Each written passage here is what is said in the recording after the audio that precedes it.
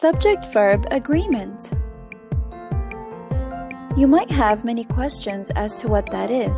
Don't worry, we'll start from the beginning. The subject is who or what the sentence is about. In the first sentence, the dog breaks his bone. The sentence is talking about the dog. In the second sentence, Alice rides her bike every day. The sentence is talking about Alice. In both cases, the dog and Alice are the subject. The verb is the action the subject is doing. So the dog breaks his bone. Breaks is the action that the subject is doing. Alice rides her bike every day. Rides is the action that the subject Alice is doing. Let's take a look at these sentences.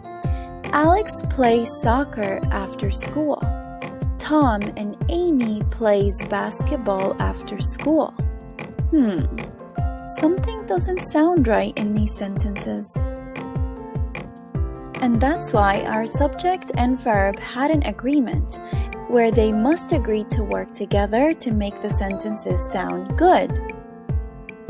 So, rule number 1 in this agreement is that when the subject is singular, the verb must be singular, which means we add an S to the verb, like Alex plays soccer after school. Remember that singular means one and plural means more than one. Rule number 2 is when the subject is plural, the verb is plural as well. We do not add an S to the verb in this case. For example, Tom and Amy play basketball after school. Here are some examples. Alex plays soccer after school. We added an S to the verb play because Alex is singular. Tom and Amy play basketball after school.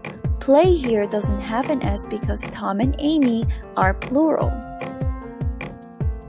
She eats eggs for breakfast.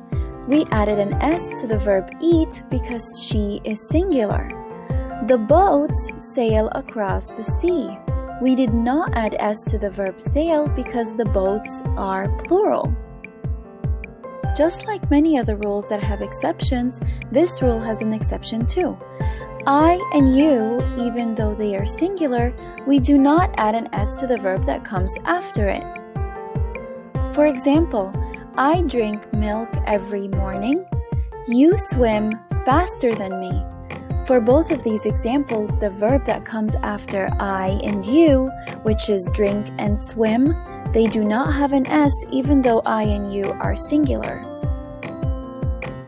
Well, now you know the subject and verb agreement. Thanks for watching.